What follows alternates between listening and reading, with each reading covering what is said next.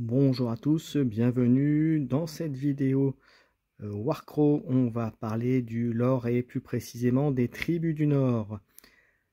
Regroupant les orques et les varanques qui peuplent les inhospitalières terres boréales depuis les temps anciens, les tribus du Nord ont forgé une alliance qui terrorise les humains, les nains et les elfes du monde entier. Les tribus du Nord comptent les guerriers les plus durs, les plus violents et les plus résistants de l'Invurm. Ces terribles conditions de vie les ont endurcis contre l'épuisement et la faim. Ils sont habitués à manger cru les aliments les plus grossiers et à se déchaîner après avoir vaincu les bêtes les plus gigantesques et les plus terrifiantes.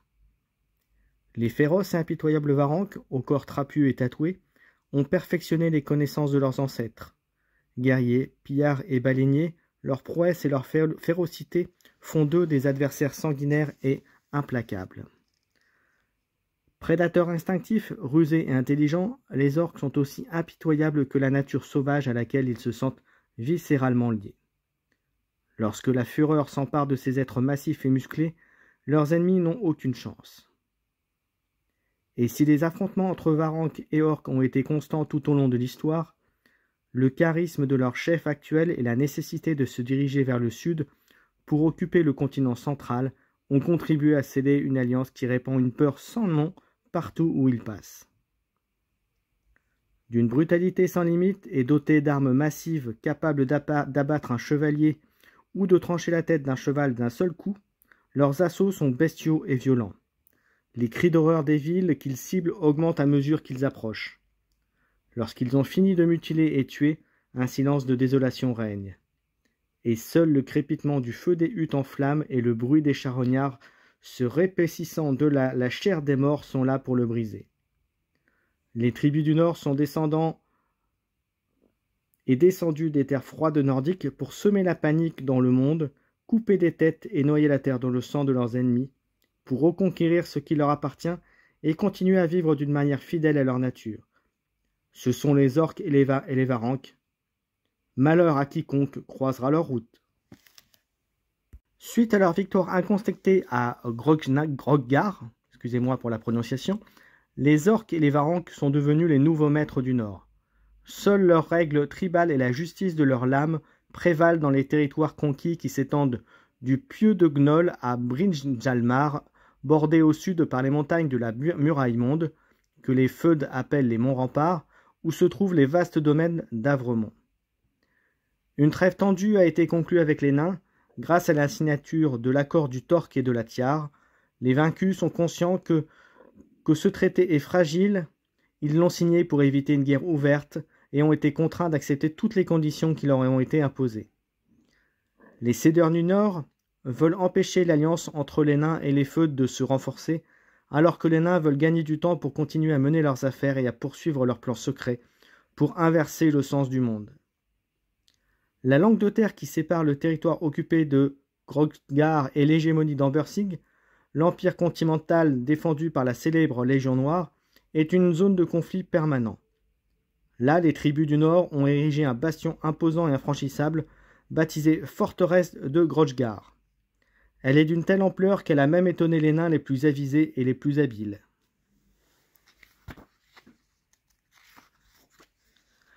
Les Ambersigiens ont dû ériger des hautes tours de guet pour voir ce qui se passe au-delà de la forteresse. Aucun des soldats qui y sont stationnés n'avouera jamais à quel point la vue des mastodontes, les énormes gardes qui patrouillent la forteresse jour et nuit, peut glacer le sang. Ces gigantesques sentinelles, généralement des orques et varanques particulièrement costauds, projettent de temps en temps d'énormes pierres avec leurs titanesques Tordunskar vers les Ambersigiens. Il n'est pas rare que ceux-ci tuent instantanément un soldat de l'hégémonie à son poste en lui brisant le crâne et en répandant sa cervelle sur le sol. Toutefois, le Fundom est la cible privilégiée des tribus. Leurs aides dans la marche du Nord à l'est des territoires conquis sont fréquents. Les bijoux, les armes, les chevaux, les marchandises et les terres fertiles des Feuds sont trop attirants pour les varanques et les chasseurs orques. De plus, depuis la terrible bataille de Groggar, les chevaliers de l'ordre de la miséricorde sont perçus comme une sorte de trophée sanglant que les tribus adorent collecter. S'il y a quelque chose qui inquiète particulièrement les tribus du Nord, Ce sont les Siennemans, les elfes qui rôdent au pied du rocher vert. Ces derniers sont des héritiers et descendants des elfes rayonnants qui se sont rebellés contre les dirigeants de l'empire du Gaesail. Les tribus les ont affrontés quelquefois en essayant d'atteindre le sommet du rocher vert, mais les Siennans les ont repoussés chaque fois. Cela n'a fait qu'attiser l'intérêt des tribus qui ne sont pas prêtes à s'arrêter tant qu'elles n'ont pas atteint leur but. Aujourd'hui, les dernières colonies des tribus du nord, des terres boréales, se sont établies dans les villes et les villages de Grogsgar.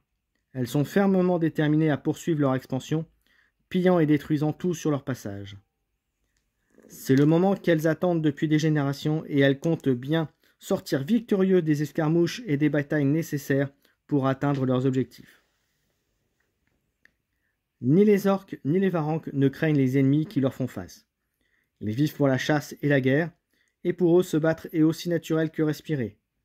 Ils n'ont rien en commun avec les habitants timorés du continent, qui s'accrochent à une vie banale, qui engendre la faiblesse et dont les corps sont si chétifs et si frêles qu'ils sont à peine bons à nourrir les vargs. Ces imposants guerriers savent que ceux qui doivent vraiment s'inquiéter sont les faibles soldats de l'hégémonie, les chevaliers et les sinistres prêtresses du Fundum, les nains trop sur d'eux et surtout les elfes qui en fin de compte sont la cible de leur vengeance. Non, les orques et les varanques n'ont aucune raison de s'inquiéter. Ce sont les autres nations qui devraient cacher leur peur honteuse en affrontant la puissance des tribus du Nord. Les Ambersigiens, les Feudes, les nains et les Siennans ne tarderont pas à découvrir dans la douleur qu'ils ne sont rien d'autre que des plus méprisables des lâches. Les tribus du Nord sont composées des orques et des varanques. Commençons par les orques. Tout orc digne de ce nom est un chasseur, mais la chasse est une activité complexe et pleine de nuances. Chaque proie exige une approche différente et chaque environnement requiert des compétences différentes de la part de ceux qui aspirent à la maîtriser. Ainsi, au fil des générations, chaque lignée d'orques s'est spécialisée dans la chasse d'un type de proie particulièrement difficile ou un terrain inhospitalier. Ces adaptations ont été nécessaires à la survie, et si une lignée existe toujours à aujourd'hui, c'est qu'elle a prospéré dans son environnement et s'est hissée à la place qui lui revient au sommet de la chaîne alimentaire. Nous avons différents types d'orques. Le mentrage. Le mentrage se distingue clairement du reste de la tribu. Tant qu'il s'occupe de ce poste de chef, la chevelure de l'orque prend une couleur rouge flamboyante, formant une sorte de couronne de poils enflammés qui le désigne comme souverain. De plus, l'orque gagne en taille, en force et en agilité. Il devient aussi plus courageux et plus audacieux lors de son ascension. L'autorité d'un mentrage est absolue et incontestable. Lorsque la tribu n'est pas en guerre, n'importe quel autre orque peut le défier en combat singulier pour prendre sa place. Il n'y a pas d'autre voie pour la succession, car le chef ne peut pas nommer de successeur. Un orque qui tue le mentrage de façon malveillante n'hésitera jamais de son poste. Nous avons ensuite les mentsages. Lorsqu'un mentorage est destitué, ses cheveux prennent une couleur pâle très caractéristique. L'ancien mentorage prend alors le nom de mentesage et devient un conseiller précieux. Ce sont les seuls orques qui ont le devoir de continuer à vivre malgré leurs âges avancés, car ils doivent transmettre leur expérience à leur tribu. Nous avons ensuite les prétendants. Lorsqu'un orque estime pouvoir défier le mentrage pour prendre sa place, il devient un prétendant. Son corps connaît aussi un changement, bien qu'il soit moins prononcé que celui d'un mentrage, qui indique que l'orque, souvent un vétéran, aspire à la position de chef. Les mentrages, loin d'éviter ces défis, les attendent avec impatience, car ils sont le moyen de confirmer leur valeur et leur autorité naturelle. Un mentrage n'essaie pas d'humilier ou d'abattre les prétendants, au contraire, il les incite à commander de petits groupes afin qu'ils s'habituent à diriger. Cela peut sembler étrange aux yeux des cultures plus civilisées, dont les chefs ne fermeraient pas l'œil en sachant que leurs subordonnés peuvent revendiquer leur position. Mais les orques ont une vision plus sincère et plus simple de la vie, et les prétendants n'inquiètent donc pas un véritable mentorage. Nous avons les chasseurs.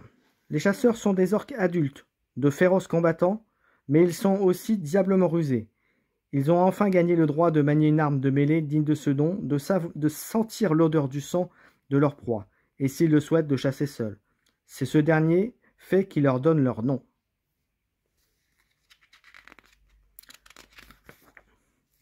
Nous avons ensuite les premiers guerriers. Que sont-ils? Dans la vie d'un orc, il y a un moment où il atteint un équilibre idéal entre la force, l'agilité et l'expérience, et où son énergie et sa fureur atteignent leur point culminant. S'ils n'ont pas encore atteint leur force maximale, ceci est compensé par leur habileté et leur rapidité. De plus, ils ont accumulé suffisamment d'expérience pour être de redoutables combattants. Ces orques sont les premiers guerriers.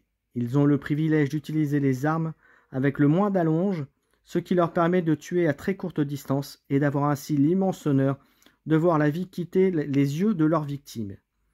Il n'est d'ailleurs pas rare qu'un premier guerrier en vienne à utiliser les armes dont la nature l'a doté, ses propres crocs. Les scarifiés. Un orque vétéran est un adversaire redoutable, allant une rage irrépressible à la patience et à la sagesse d'un chasseur qui a dépensé une quantité innombrable de proies au fil des ans. Ces orques ont frôlé la mort à plusieurs reprises et ont survécu, et leur peau porte de nombreuses cicatrices qui lui confèrent une grande protection. De plus, les scarifiés ne sont plus aussi avides de gloire et se battent avec intelligence et retenue. Beaucoup utilisent des boucliers. Les regarder se battre est troublant car leurs yeux reflètent l'intelligence d'un stratège dans le corps d'un monstre. À bien des égards, cela est plus terrifiant que la rage incontrôlée de leurs jeunes compagnons. Nous avons ensuite les revenants. Contrairement à d'autres espèces, les orques ne souffrent pas d'une dégénérescence physique très marquée par l'âge. En fait, leur taille, leur masse musculaire et leur densité osseuse augmentent pratiquement tout au long de leur vie. Cependant, toutes les qualités physiques ne se maintiennent pas ou ne s'améliorent pas avec l'âge. Leur agilité et leur vitesse diminuent avec le temps. Ce fait, combiné à la philosophie de vie et à leur désir de mourir en accord avec leur nature, explique que peu d'orques ont plus de 50 ans. Les quelques survivants sont confrontés à un problème de taille. Ils devraient être déjà morts, pourtant ils ne le sont pas. Lorsque ces pauvres êtres ne peuvent plus supporter la terrible honte d'être encore parmi les vivants, ils deviennent des revenants. Sur le champ de bataille, la vue d'un revenant est effrayante. Ce sont les orques les plus grands et les plus forts qui existent. Leur agilité réduite les fait avancer lentement et méthodiquement sur le champ de bataille, faisant gronder la terre à chaque pas. La résistance d'un revenant est incroyable. Ayant survécu à des centaines de batailles, leur corps est tellement couvert de cicatrices que leur peau, ridée et barbouillée, d'une peinture rouge, est aussi coriace qu'une armure.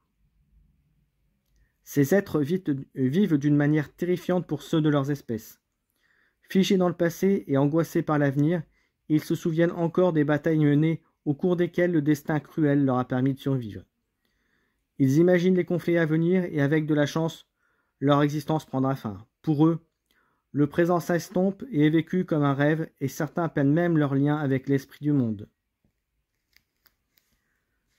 Nous avons ensuite les cavaliers wargs.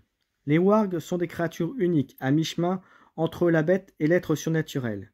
L'esprit du monde leur a confié une grande responsabilité qui fait qu'ils sont craints et évités. Les wargs sont des chasseurs d'âmes mortes. Lorsqu'un être naturel, un animal, une plante, un orque ou un varrock meurt, son âme doit se réunir avec l'esprit du monde, d'où provient toute chose, mais de nombreuses âmes refusent de faire ce voyage volontairement, ce qui en fait des proies pour les wargs. C'est pourquoi les varrock pensent que rencontrer un warg est un signe de mort imminente.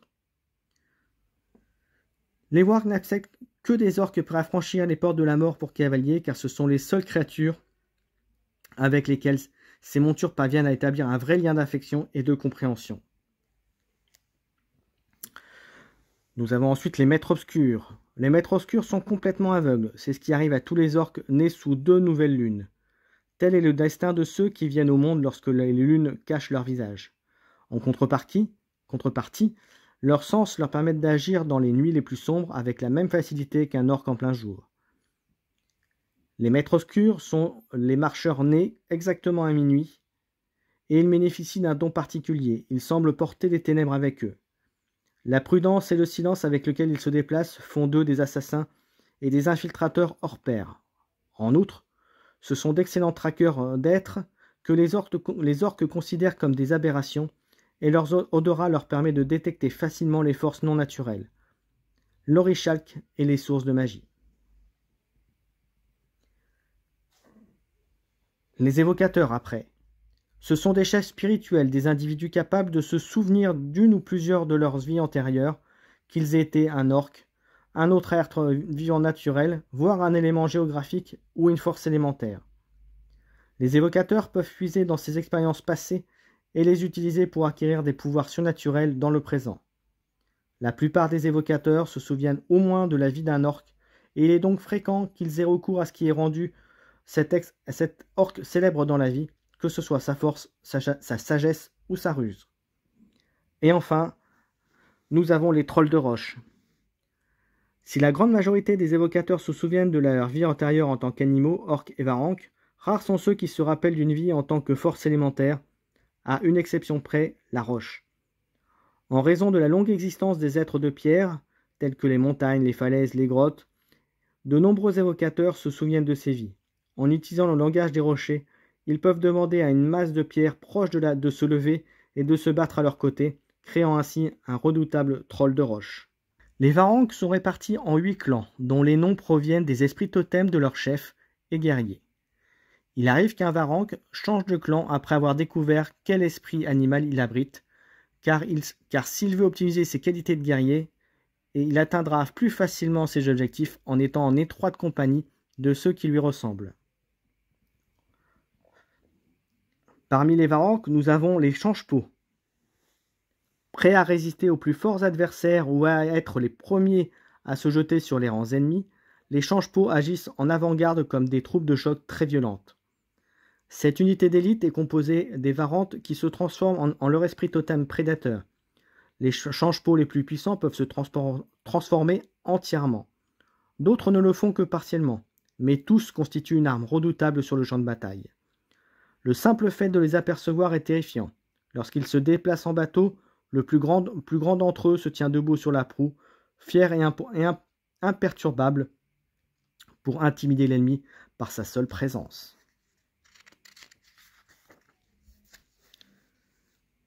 Les archers de glace. La seule présence des archers de glace fige autant le sang que leurs ennemis que les flèches qu'ils tirent. Ils sont capables de tirer une pluie de flèches azuréens sur leur cible pour l'immobiliser complètement en la transformant en statue de glace avant de mettre fin à ses jours. Avec leurs arcs longs et leurs volumineux carquois, les archers de glace agissent de manière coordonnée avec les autres groupes d'une avant-garde. Leurs projectiles volent sans relâche et avec régularité par-dessus les barrières des boucliers varanques, pilonnant les lignes ennemies. Les maraudeurs de la toundra sont des pisteurs et des éclaireurs experts. Ces varanques s'infiltrent entre les lignes ennemies pour obtenir des informations. Ils arpentent le terrain à la recherche des défenses locales, des obstacles à franchir et des voies de retraite possibles.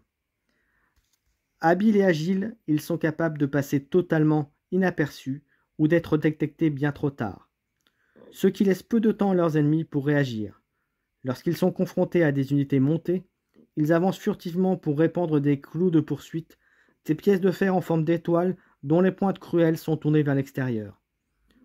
Depuis la conquête de Grognard, les maraudeurs sont devenus les ennemis jurés des chevaliers de Fundum et des cavaliers de l'hégémonie.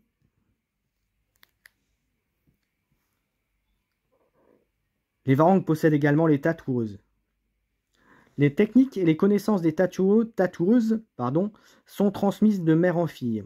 Respectées et appréciées de tous, les tatoueuses soignent les maladies, les empoisonnements et d'autres plaies à l'aide d'herbes et d'onguents. Elles utilisent même des tatouages médicinaux. Lorsque le chaman le demande, elles lui procurent des champignons hallucinogènes pour ses transes et l'amélioration de ses capacités. Mais elles sont surtout appréciées pour leur capacité à éveiller le pouvoir des tatouages des guerriers. Avant une bataille ou un raid, la tatoueuse retrace délicatement les dessins et les traits des tatouages de chaque Varangue, insufflant vigueur et bravoure à l'esprit totem que le guerrier porte en lui. Les tatoueuses sont toujours là où on en a besoin, que ce soit dans un village ou sur le champ de bataille, toujours prêtes à tirer leur arc et à donner leur vie pour sauver celle de n'importe quel membre de leur tribu.